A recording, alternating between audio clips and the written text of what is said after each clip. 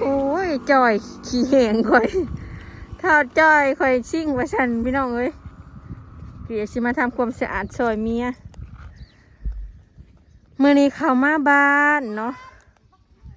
สบายดีเด้อพี่น้องจ๋ายินดีต้อนรับเข้าสู่ส่องสลอยเด้อสลอยเข้ามาบ้าน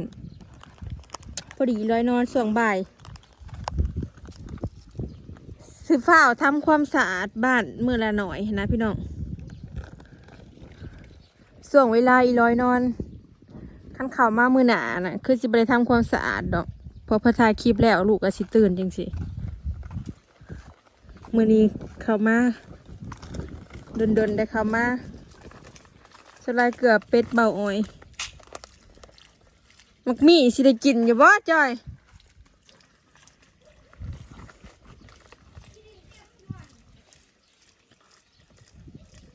จากมักมี่ผ่าหรือมักมี่นางพี่น้องคือน้ำใหญ่แท้น้องทามเข้ามาเป็นหมู่อันนี้บอลลอนสาบแล้วเลย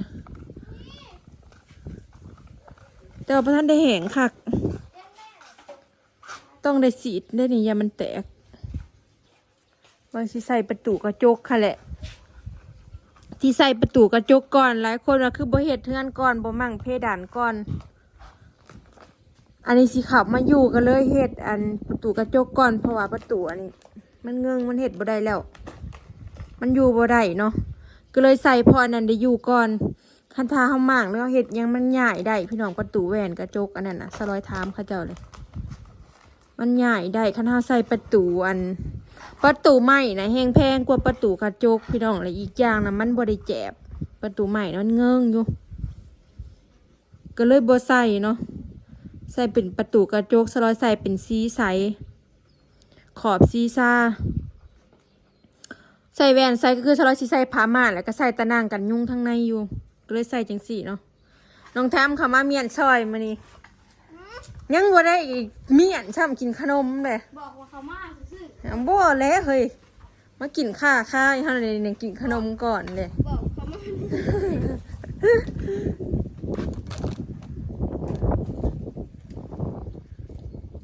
ไก่สะไปหาอะไรไก่ไว้ไก่ขามาเฮือนเฮานี่มาไว้มาเมียนเฮือนนี่มานั่งลงน้องมีเงินเด้อพี่น้องอันนี้ใจเสียข่าวมาอยู่บ้านแล้วยินบอกยำสอดเที่ยวออกเกลือมูห้อยบอลลูนตอกปูนเลยผูกเป็ดบุญรอด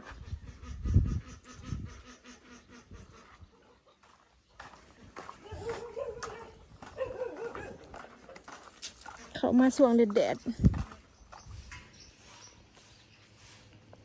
จ้าสิเริ่มทำความสะอาดแล้วได้ก่อนพี่น้องขี้ฝุ่นเต็มมันฝุ่นกระดกกระเดี่ยมันในสภาพนะเดี๋ยวมีทุกซอกทุกมุมเลยคนเครื่องออกแล้วน้ำมาสีด้วยมาใจฝุ่น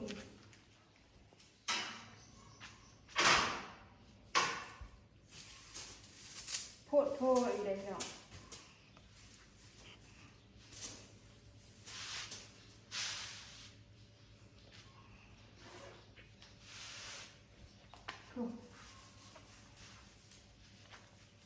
พอคนมาอยู่ปวก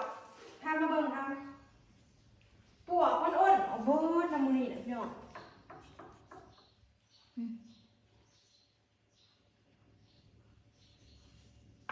มึงในปวกมันอ้นมาทำขังไอ้คนบ่อยู่นะเทวอันนี้แสดงมันกินไปทั่วหมดแล้วคันซีมาลงนะเฮาต้องผัดต้องได้ใส่ไม้เฮ็ดเพดานไม้เฮ็ดหลังคาไม้เบิดเลยพี่น้องสลอยก็เลยบ่ทันได้มา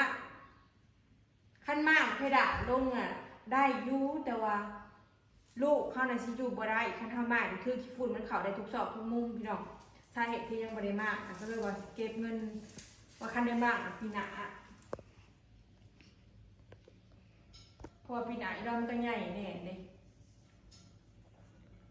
มาพี่ดาลงจังสิกินเอียงแน่ แต่มันเป็นไม้เนื้อแข็งมันก็อาจจะเป็นท่านไหนนั่นร้ายถ้าเขามากไว้พี่น้องอยู่ก็ได้แล้วปวกมันจังเบิ่งเลยพี่น้องมันกลิ่นแล้วไหมอันนี้นะเช็ดอะไรแบบนี้ทำเรียงยังมาเบิ่งนี่มาเบิ่งนี่ครับเห็นอยู่เบิดแต่ไปจากใหม่นี่มันจอใหม่เดี๋ยวคนบ่อยู่เลยมันหัวคนบ่อยู่มันเห็นกลิ่นไวปวกนะเนี่ยถ้าเราจะจากผ้าเข้ามานะพี่น้องน้ำเหือบอันนี้แม่นบ่สิเหนียนไปได้ก่อนมันเหนียนกันก่อนเหรอ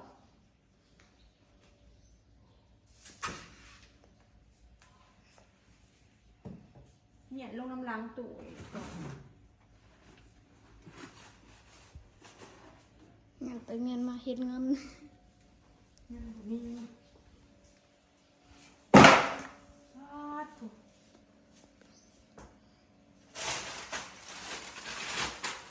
เนี่ยมันจะได้เมื่อยเนี่ยเลยหน่อยนึงเลยที่เราลูกใช้ห้องเครื่องแตกเนี่ยเป็นเมียมาเป็นเย็นกันเอื้อย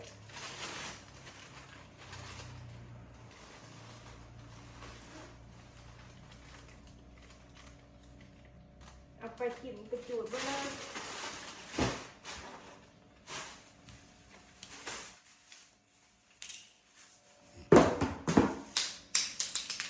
เช่น ที่พี่ยังไม่ดำสูง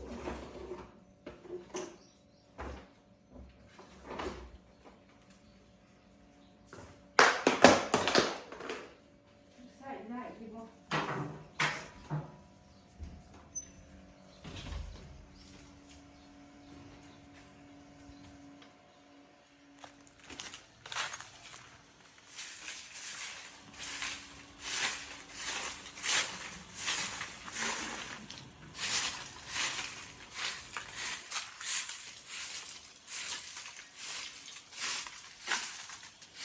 ไม่ก็ได้สิวมาก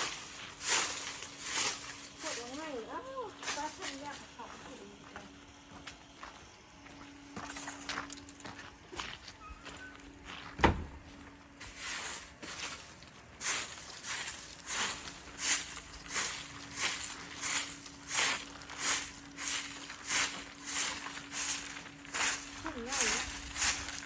มากับน้องทำพี่น้องน้องทำเป็นผู้ช่วย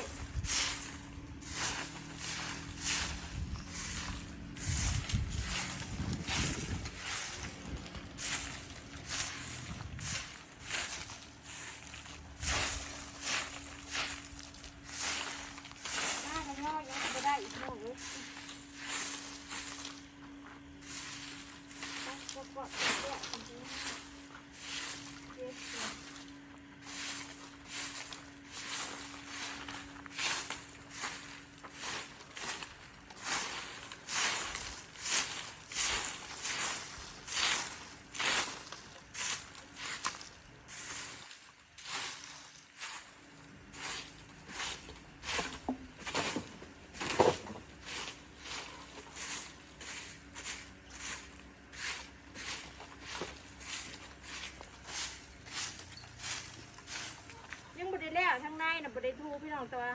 มาเมียนน้ำล้างตู้น้ำแบบว่าเครื่องที่บดได้ใส่ออกไปจูดเนาะ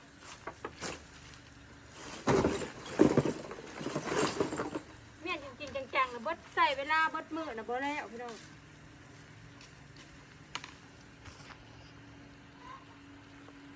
เรียกเพื่อนเป็นเรียกบดแล้วจะเพื่อน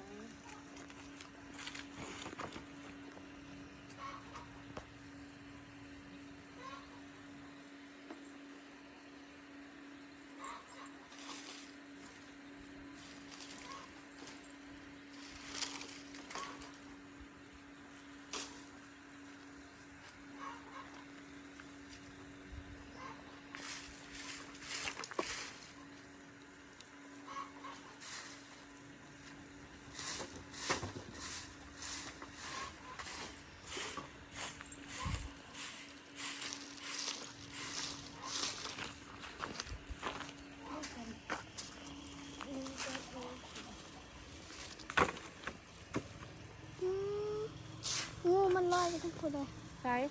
ทั้งคน งูหยัง งูเสื้อ แม่นบ่ มันอยู่ในหันเขาไปเหยียบ ก็ยิงห้าเสียที่มา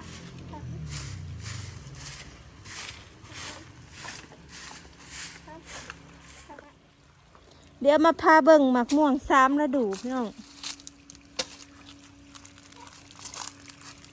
ปลูกปีทำอีกได้กินหมากเลย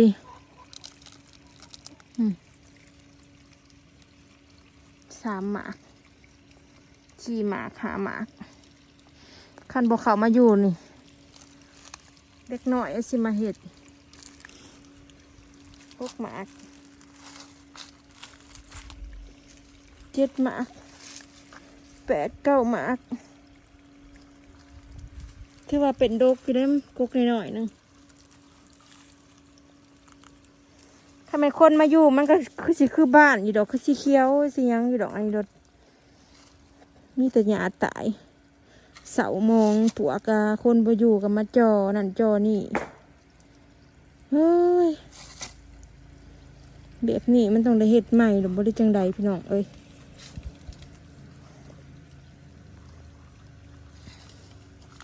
ทั่วแห่นี่เป็นตลอดมันไก่น้ำกินกับตับเหมียงเนาะกำลังเป็นดอก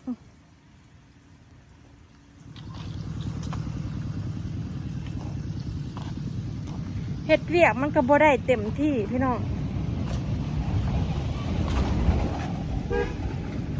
เฮ็ดแต่แนวเบาๆสัมปัดสัมกวดนี่มันก็ยังแบบ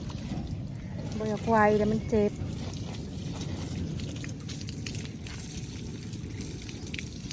หวังคือออกคอย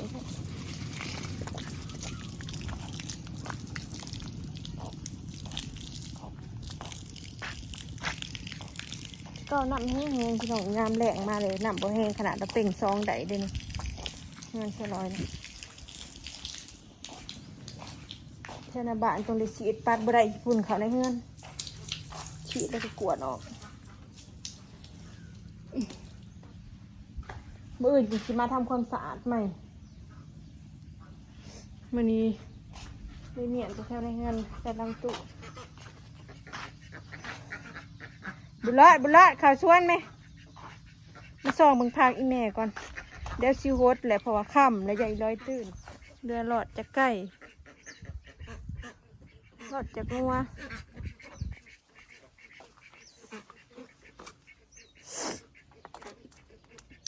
พอได้เก็บเข้ามาอยู่บ้านจังสิปลูกใหม่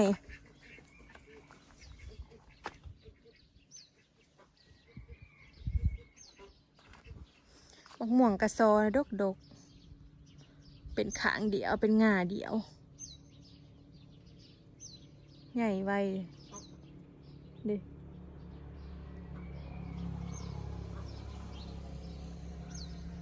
เบิ่งในมันแตกเขิบแถวนี้นะเฮือนกะโอ้ยเบิ่งในปวกจ่อเลยปวกกินแล้วนี่นะมันอยู่น้ำเหอะเขาแม่นเห็ดอันยกมงโครงหลังคาใหม่เสกหลังคาเล็กสมมุติว่าปีหน้าได้เห็ดมันก็แตกเลยก็คือเก้าพี่น้องเฮือนมันอยู่นี่เลยมันมากบ่ได้ได้ปูนนี่นะโอ้เนาะจะกว่าดอกแล้วบ่จักเลยนะ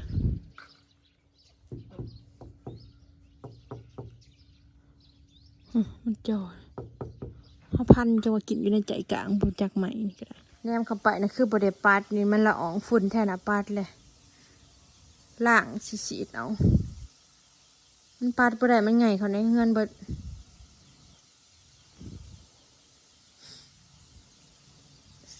ใส่บานใหม่ก็คือสิไข่แหน่ขี้ฝุ่นก็เนาะ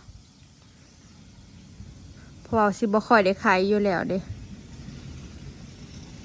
ยามนี่มันฝุ่นหลายหนดก็หลาย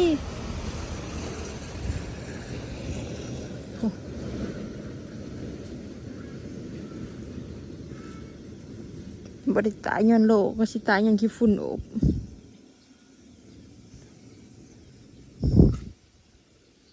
กำลังโดกเลยมันได้กินน้ำ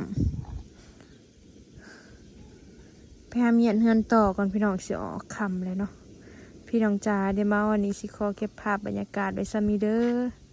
เข้ามาทำความสะอาดมือละหน่อย สบายดีพี่น้องหอมหิวน้ำบ่เอาเขาหอมกับมีเงินเข้ามา เป็นหมู่นอนเฝ้า